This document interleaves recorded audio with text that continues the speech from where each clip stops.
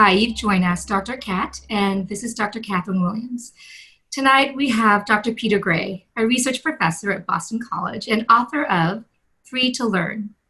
And Dr. Gray, you've been researching children for 35 years now as an evolutionary psychologist, exploring how children learned. And that's certainly something that, as a parent of four, and I know many parents have been wondering about during this pandemic, we've been really quite anxious, worried about how the children are doing, worrying about how our own children are doing.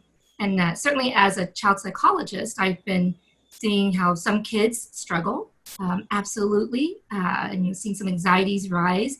And at the same time, I've also been surprised that some of the children who I expected to struggle were actually, dare I say, kind of are thriving. And so that's something that I was kind of looking in for data to see, is my anecdotal experience in my clinical practice, in my talking with other parents about how their children are doing. Are there any data on this? And that's when I came across your work. So I'd like to welcome you to our show today. Welcome. Thank you. I'm glad to be here. Dr. Gray, Alexis Dixon, my co-host, and I had a show earlier in the summer where we talked to 9 kids. And what we were so deeply impressed with, and what we came away with, is these kids are really coming into themselves during this, of course, this terrible time of a global pandemic, but that they're learning what their passions are, what they really want to focus their time on.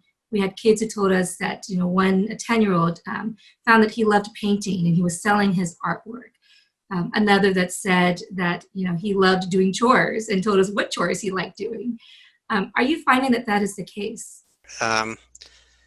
Yeah, I think in order to think about the effects of the pandemic on children, it's important to think about what preceded the pandemic. We talk about that as normal times, but that's not normal times for children.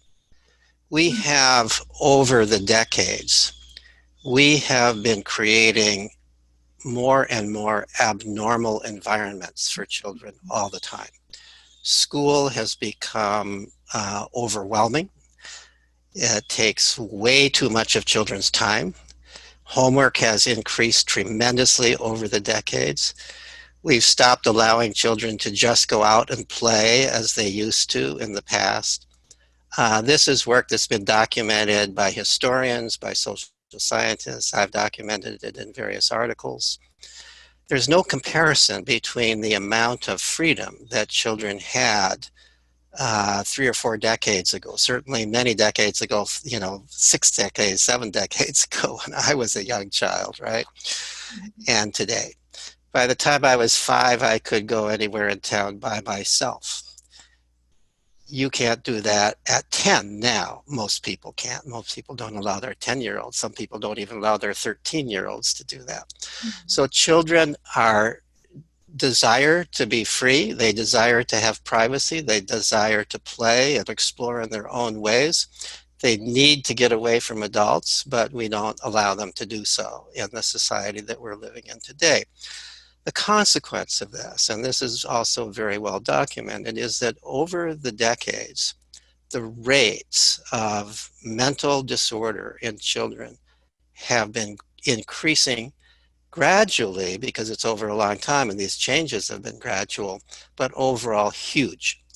So the rate of, if based on standard clinical questionnaires such as the Depression Index and the MMPI, which there's a version of this for adolescents, and this has been given in the same form over decades.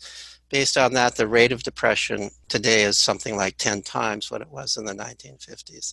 Similarly, there's evidence that the rate of anxiety, what would be classified as an anxiety disorder, generalized anxiety disorder, is about 10 times what it was in the 1950s. This has been a gradual change, and it mirrors the gradual decline in children's freedom.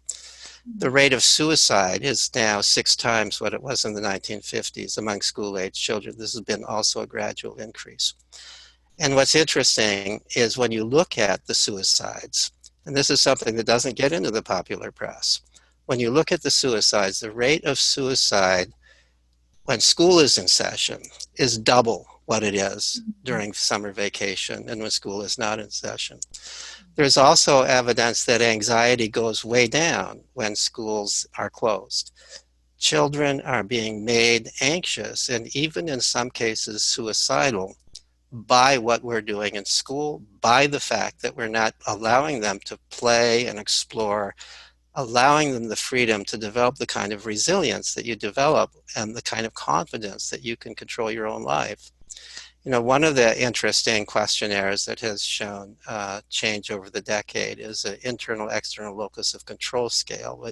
We usually think of this as Rotter's scale when we talk about adults, but there's a version of this for children. And also over these decades, over the decades since this was first developed in around 1970, there has been a huge decline among school-age children in their sense of having control over their own lives.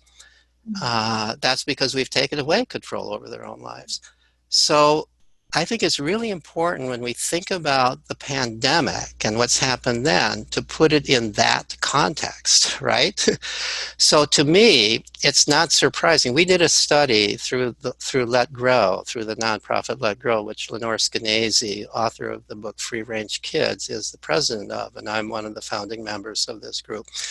We did a study, we made use of a marketing research firm, which has a database of many people who are willing to fill out questionnaires. And so we tapped into that database and surveyed families that have children between the age of 8 and 13. So that was the group.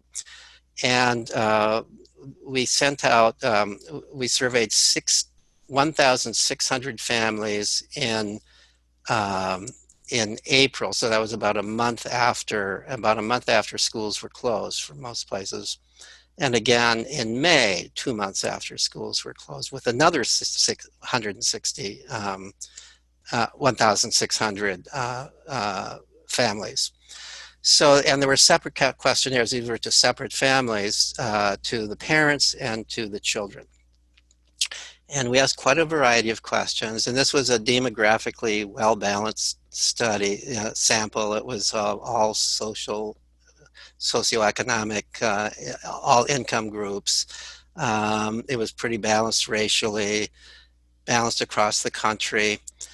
And what we found was that the children were doing very well compared to how they'd been doing before, by and large. So, for example, one of the questions that we asked was, one of the questions to the children was, are you more calm or less calm now than you were before the school closures? And there were about twice as many who said more calm as who said less calm. Mm-hmm. There's a lot of reasons why you would think the pandemic would make people nervous, right? But more were saying more calm. Just as more say they're more calm in the summer when school is not in session.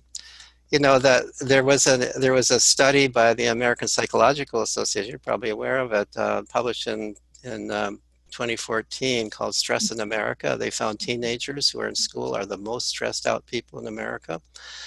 But what has not been well publicized is when they did those questions in the summer, half as many said they felt stressed as when they did it during the school year. This is not something that has to do with seasons. That's not true. As soon as you're out of school, those statistics don't apply anymore. Those data don't apply anymore. The rates of suicide during the school years, I think I said before, are twice as high during the school year as during the summer. So it shouldn't be too surprising that you close schools and kids are calmer. Now, kids were doing school at home, but we found that they said, you know, this is not difficult to do school at home. I'm doing the entire school day in 3 hours, many of them. So we asked them, in fact, actually this was a question to the parents, how many hours a day is it taking your children to do the remote schooling the school is providing? And the median response was 3 hours. And we got responses, since there were a lot of open-ended questions, we got responses from some of the kids saying, this is a breeze. I could do this schoolwork so much more quickly at home than at school because I can focus. There's not so much time being wasted. I can just do it. Now that doesn't mean it's working well for everybody, and I don't think it's working well for kids who have special needs in many cases, and it may not be working well for much younger children who need more help, and that parents can't always provide that. But the other thing but I think the most interesting thing that came out of that survey, and there are a lot of other evidence for this too, but the survey kind of provides us with the most statistically um, valid evidence in a sense, is that the kids were discovering life. They were discovering, I mean, this is, even though, of course, the hard part of it for kids is that they can't go out and play with their friends, but they couldn't by and large go out and play with their friends before anyway. We don't allow kids to go out and play with their friends. We had cut out all those extracurricular activities, all those things that we keep kids so busy with. And you know something? Most of them were happy to have those cut. They're being kept too busy. Life, one of the most wonderful things that can happen to a child is to get bored.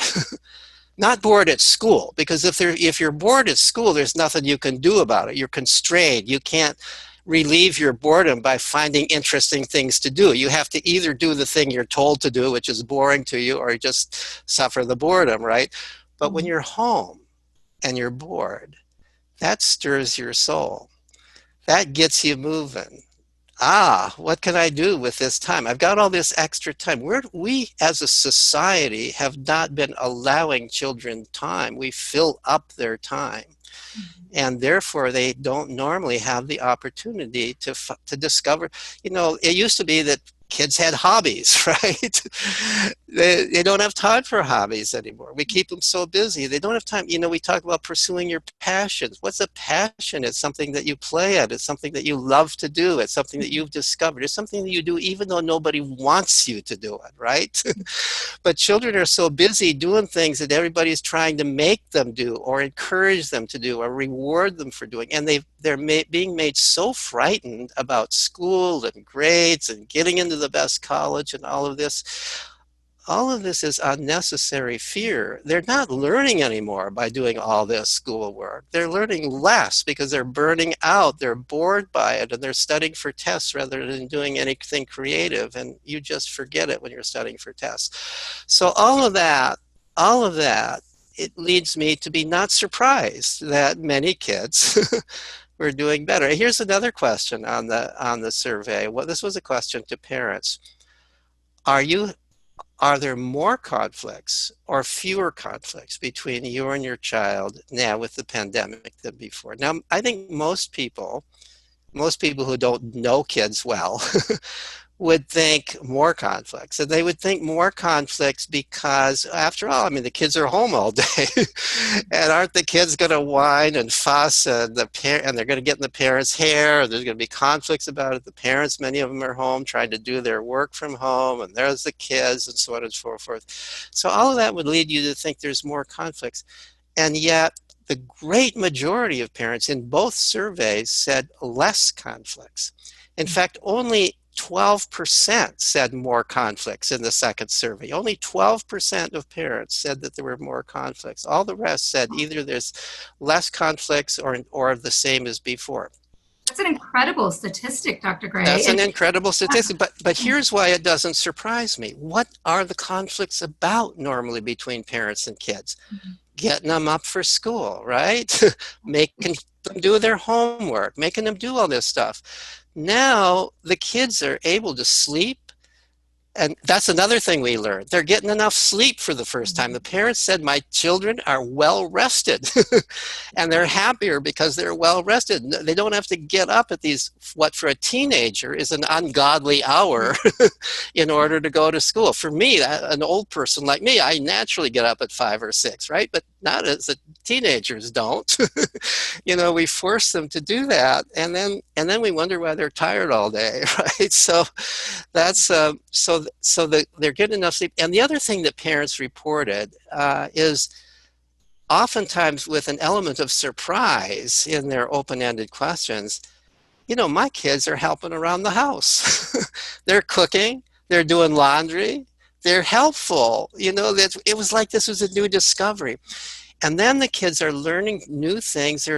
One of the things, I don't know if this is true nationwide, but in Massachusetts, all the bike stores sold out. Oh, And all the the bikes are sold out in San Diego. and the reason is there's all these kids. How terrible. We have raised a whole generation of kids who haven't had time to learn how to ride a bicycle until the pandemic came. Right. And now they've got time to learn how to ride a bicycle. I mean, when I was a kid, everybody had a bicycle. It was an old rickety bicycle. You'd get a secondhand bicycle, but everybody, that was our wheels. That was for a child the equivalent of the car to an adult. That's what gave you freedom. That's how you traveled. That's how you went to your friend's place. Well, now we don't allow kids to go anywhere anyways, but we don't even allow them to just go out and ride their bicycle around the block. Or, I see kids riding their bicycle up and down driveways because, it's what we have done. I see kids playing outside in the lawns. I see full families outdoors playing in the lawns. I see kids riding bicycles, even in groups and social distancing while they're doing it. And with masks, they're taking. Ironically, it only took a global pandemic to make that happen. And it took the pandemic to make that happen. So, I don't want to say that the pandemic is a good thing. It's a terrible thing. Of course, it's a terrible thing. There are many people dying. There are many people suffering. It's having serious economic consequences. But for children, it is disrupting what was a terrible thing. And it's leading us to reassess what we were doing before. So what's the lesson? What's the takeaway for parents then? How, if I'm listening to this, what is the invitation for me to adjust and adapt to this new way that I'm discovering my child's ability to learn? Yeah, I think the first thing we have to realize is I think everybody's got to think, what is childhood all about? Is the goal of childhood to get into Harvard and to do whatever it is, do all that? Is childhood a period of resume building where we should be hounding our children to get good grades in school because it's so important? Where we should be hounding them to be doing the right extracurricular activities and to do volunteer activities that they're not really volunteering for, but they're being pushed into because they believe that this is how they're going to ultimately get into college, or somebody believes that? Dr. Gray, one of the things I'm sensing that you're saying, you can tell me if I'm on the right track or not, is that when a child, a person, in this case children, follow their passion, there's certainly a higher level of curiosity, but what comes with that is a higher level of critical thinking. Is that what you're suggesting? I think we have to ask the question, what about happiness? What about children's self-discovery? What about children learning to be independent? What about children taking control of their own lives?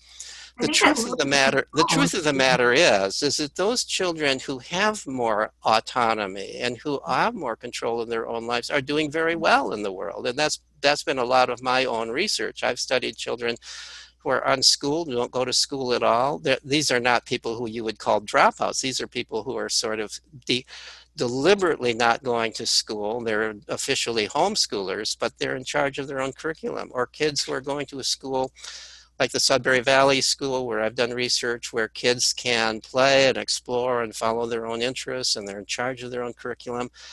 I've done research on the graduates of people with doing this, and they're doing very well in the world. They get into college, they're not actually behind, and part of the reason they're not actually behind is because nobody who's going through this kind of schooling that we've set up is remembering much anyway. They're learning it for tests, they're learning it under stress, they're not learning it because they're intellectually immersed in it.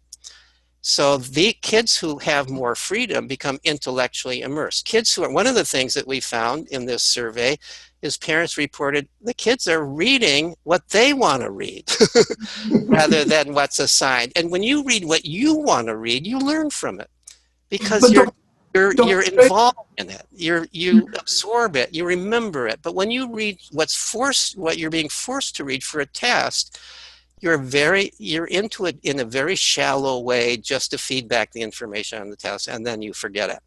But Dr. Gray, if I don't raise my child in a I'm going to use this language deliberately, a fear-based way, right? If I'm not a fear-based parent, because the kid down the street's parent is certainly preparing him for Harvard, am I not being the best parent? Am I not giving my child a chance to compete with the kid down the street and the boy across the way? And you know that little boy we just met? He's 6 years old and he's speaking 3 languages, Jimmy, And so this becomes, the word is dropping into me right now.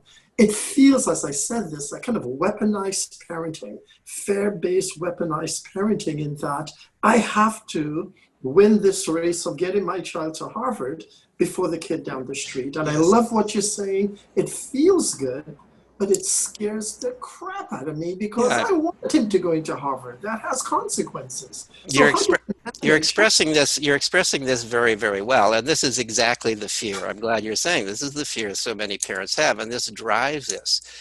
The truth of the matter is, you don't have to be afraid. You don't have to worry about this. The kids I study get into, many of them get in.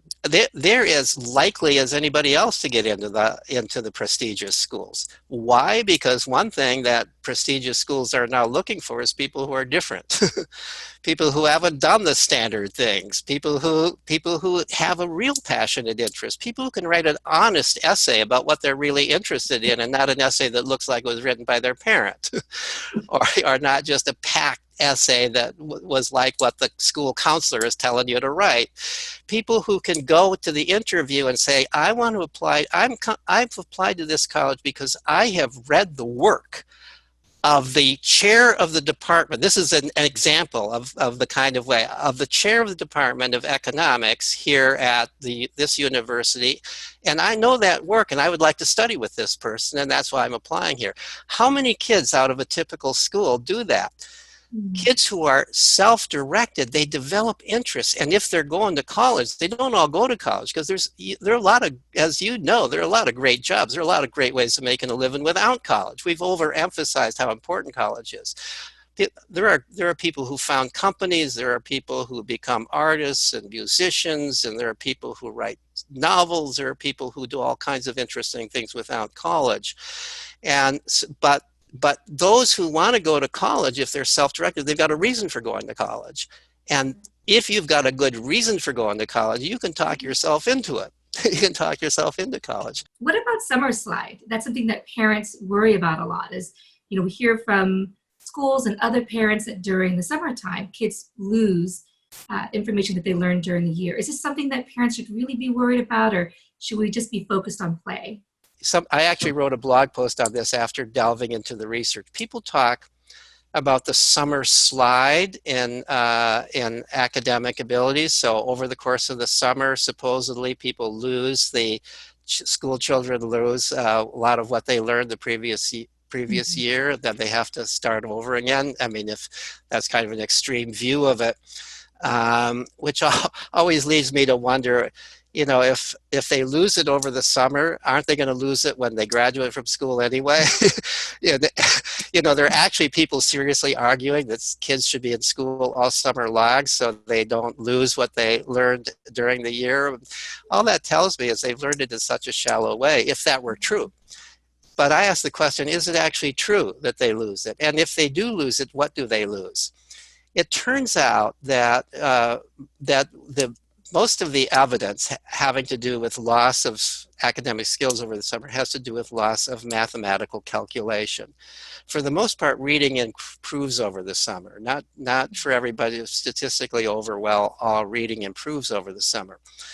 Mathematics tends to show a decline, although the studies that have then followed up say that within 2 weeks of coming back, you remember it all again, how to do calculations. But what I did is I looked for studies, supposedly of the summer slide, that involve 2 different ways of testing mathematics. So one way of testing mathematics is just rote calculation. columns of numbers to add, log division to do, the multiplication, calculating percentages, and so on and so forth, the way that it's often set up in school. These are procedures that require memory. You have to remember how to do it. How do you do log division? Very few people understand why you do log division that way. Most people who teach it don't understand it. So it's a memorized procedure. And when we memorize things and we don't really need to use it because we all do log division with our calculator anyway, we forget it, right? And so then you have to relearn it the next year. So it's tests of that sort that showed the summer slide, although it's regained very quickly.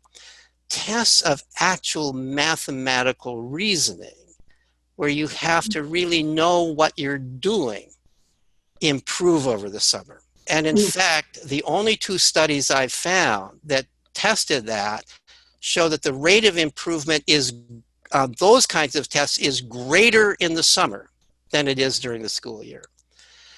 That doesn't surprise me. And the reason it doesn't surprise me is in the summer, you're very likely involved with numbers in some real way, some way that has meaning to you, where you get intellectually involved with the numbers. Maybe it's calculating batting averages if you're playing baseball. Maybe it's keeping scores and averages if you're playing other games. Maybe you've been invited to help paint a room in your house, and you have to calculate how much paint to buy by figuring out square feet and all of the maybe you're doing something in your dad's woodworking shop and you're measuring boards or helping in your mom's kitchen and you're cutting recipes in half. I know I'm being very sex stereotyped here. Your dad's kitchen and your mom's workshop. But that's how you learn numbers, is in the real world. You're using numbers, and numbers are important, and calculations are important. And when you do it in the real world, you understand it, and it makes sense. And so to me, it's not surprising that tests on story problems, tests on mathematical reasoning improve over the summer. Dr. Gray, this sounds to me like actually there's a permission here for parents to put down, to use your term, Alexis, weaponized parenting or fear-based parenting. To put that down, to put that away, to maybe set aside your anxiety about that you're screwing up your kids, or you're not giving your kids the opportunities that you should be giving them. If you can't afford to put them into that math camp over the summer, or that coding class, that you're kind of hurting them, or not giving them the opportunities that you should be, and that impacts them later. And in a sense, what I'm hearing from you is, parents, take a deep breath. And sort of this pandemic has made us do that. It's required us to take a deep breath, right, and to slow things down. And that you're saying the kids are going to be okay. And I do appreciate actually that you mentioned, because I hear this and I see this in my clinical practice, that the kids with special needs and the kids that are much younger, those are kids that we may need to do something different for them, or make sure they have certain opportunities. To make sure that they're not kind of falling behind. But in general, and you're kind of speaking from a study perspective, so statistically, the kids are doing okay. Does that sound right to you, or would you like to change that somehow? Yeah, I agree with what you're saying. The one thing I would say a little differently is I think little kids are fine too. Mm-hmm. I think that my point was little kids trying to do remote school was not working out well. Yeah. And at our survey, most of the kids were doing remote school. But my studies of kids who are attending a school where they're in charge of their own education, like the Sudbury Valley School takes children from age 4 on.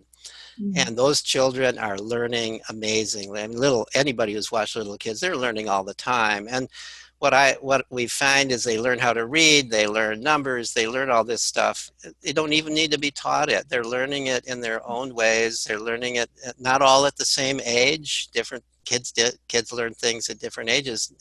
It doesn't have to do with brain development or intelligence. It has to do with when you get interested. Some kids get interested in reading very young, and they learn how to read when they're very young. Some kids, they've they've got plenty of interesting things to do that don't involve reading. They're not that interested in reading, and some of them don't learn to read until considerably older. But once they're ready to learn to read, once they have a reason to learn to read and they feel that's really important, they learn to read very quickly. Similarly with anything having to do with arithmetic or numbers, all these things we worry so much about, kids are going to learn it. As long as the kid is in a literate and numerate environment. This is the main thing. What we need to provide for people is a literate, numerate, intellectual environment. We need to provide an environment for kids where, because the family doesn't always have this, and even the best of family doesn't always have it. Even supposedly the best of family, you need to be able to hear. I think the ideal educational environment for children is one where they hear a lot of different points of view. They hear people talking about ideas. They hear that people can have reasonable differences of opinion about things, and where their own opinion counts. They actually are listened to and treated with some respect, and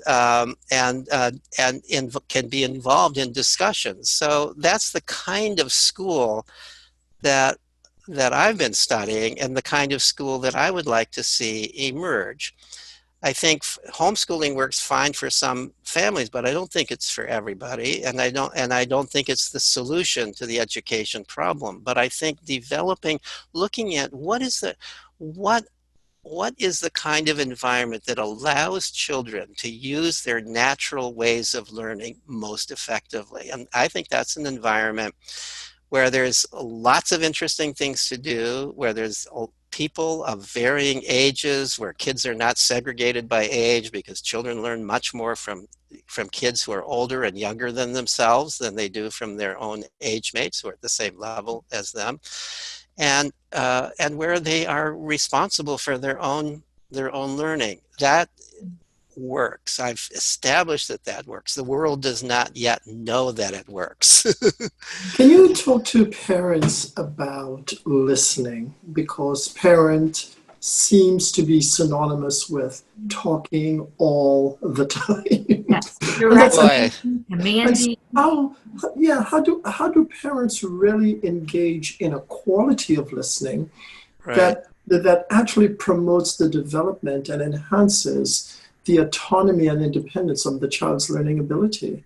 Because that's very, very difficult to do.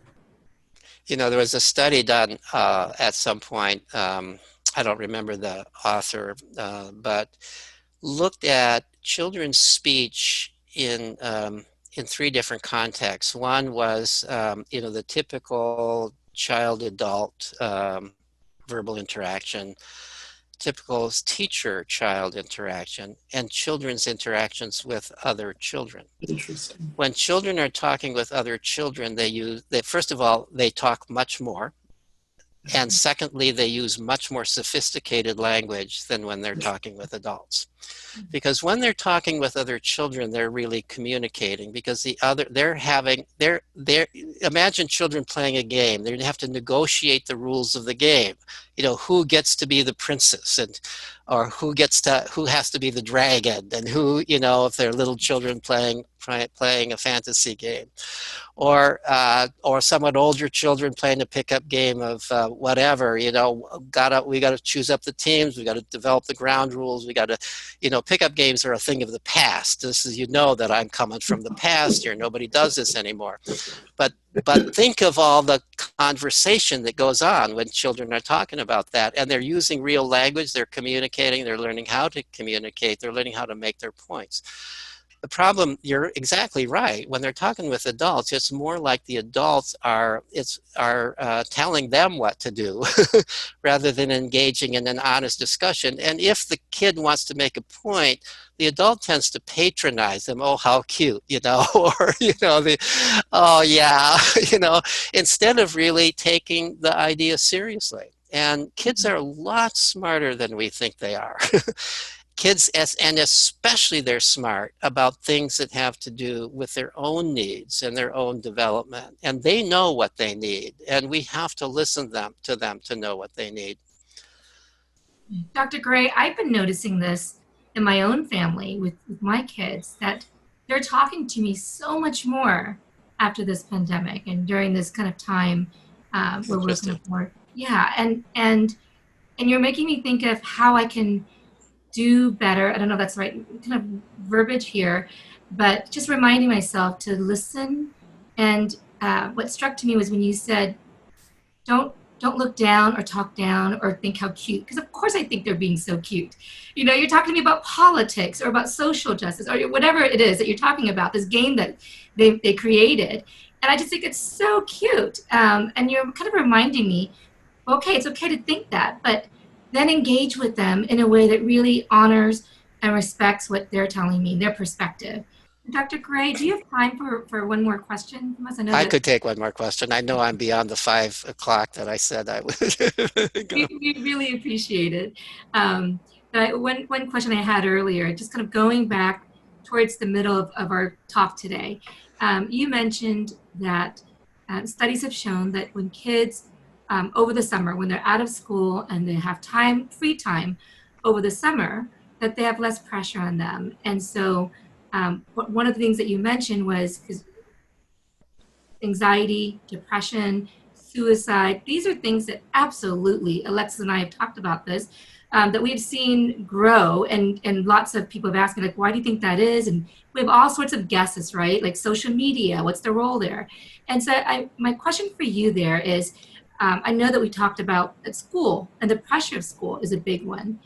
What about the role of peer pressure, social kind of peer bullying, perhaps social media again, sleep, not having enough time to sleep because of the school schedule. What about some of these other potential variables that might kind of play into that? Yeah. So these other things, especially peer pressure, bullying, social media, these are the things that the society would like to blame. Mm. This is not what kids tell us are the big problems. To some degree they are, bullying, so yeah, some degree they are. But although there's a lot of speculation about social media and depression, Jean Twenge, as you may know, came out with this book arguing that, and it turns out only for girls, not for boys, there's a relationship between depression and a use of social media, and of course it's a correlation.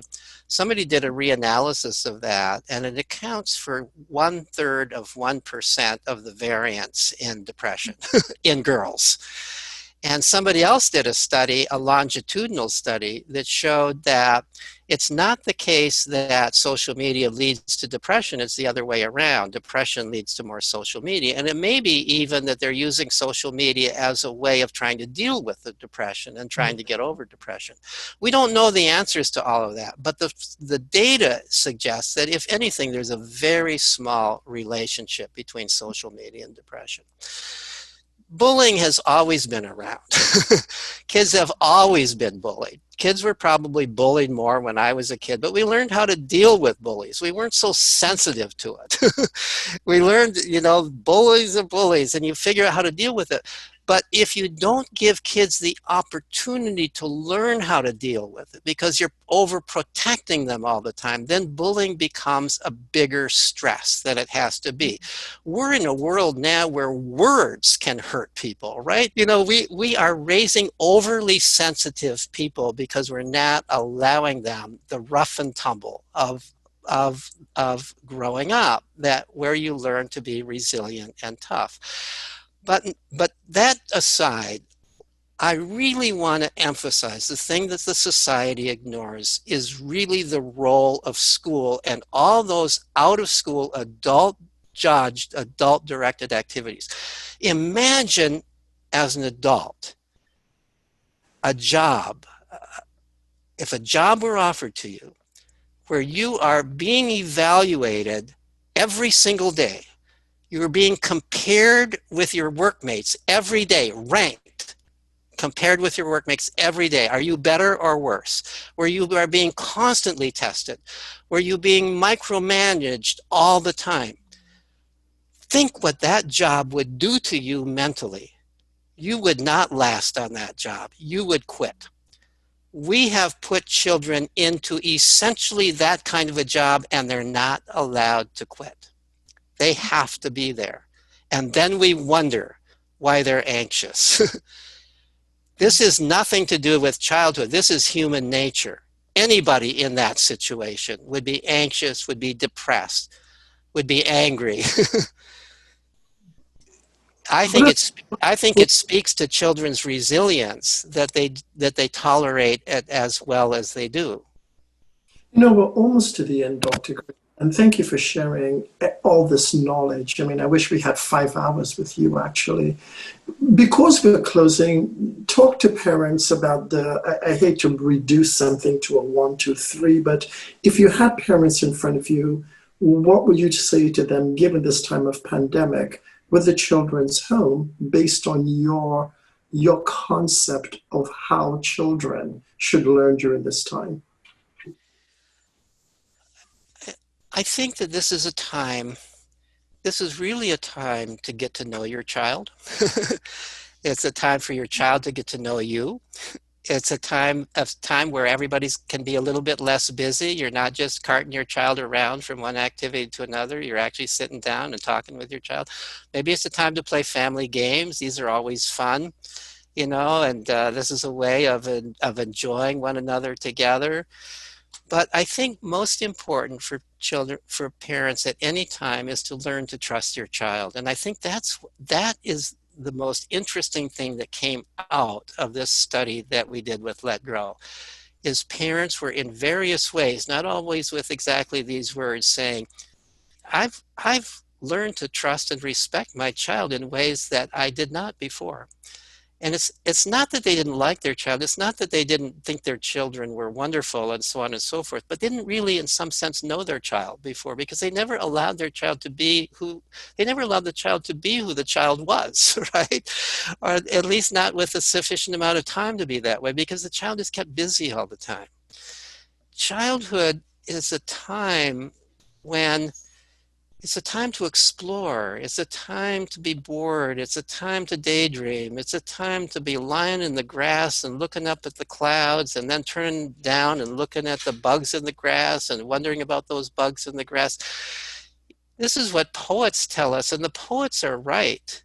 The poets are right. This is what childhood is about. And this is how people develop a sense of themselves. And this is how people become scientists, by looking at those bugs in the ground and the clouds in the sky. They don't become scientists by memorizing a lot of information about science. They become scientists by having time to explore. It's how they become poets. It's how they become anything that they want, is by having time to explore and discover and think. And we haven't been giving children enough time to do that. And that is my message to parents. The other thing that I often say when I talk to parents is this. Think about what you would like to have somebody say as your eulogy. We all, of course, at my age, we begin to think about that. But think about what you would like to, what would be your ideal of the way people would remember you? Would it be, he was a good neighbor, he was a kind person, he made people happy, he was happy, he had a sense of himself, he felt confident about himself, he was comfortable in his own skin? Isn't that what most people would like to have said about themselves and about their own children too? Think about that versus he made it into Harvard, right? Which would you rather have? There are a lot of people who make it into Harvard who are not comfortable in their own skin, who are not happy, who are not good neighbors, who are not leaving the world better off than they entered it. I think most parents, when they think about it, they know what their priorities are, but they forget those priorities when they're thinking about their kids. And what we need to do is bring those priorities to the forefront in people's thinking when they're thinking about their kids and their kids' education. Wow. Well, thank you, Dr. Gray. And thank you, Alexis, for joining as a co-host today. We so much appreciate, I know I speak for Alexis too with this, we so much appreciate you coming in and talking to us about these so important issues that are just on parents' forefront of their minds, and we really appreciate it. Thank you so much for taking the time with us. You're very welcome, and thank you for having me on. Bye-bye. Love your passion, Dr. Gray. Love, Okay. love, love your Yeah. passion. Thank you. Lifelong passion. Thank you. Bye-bye.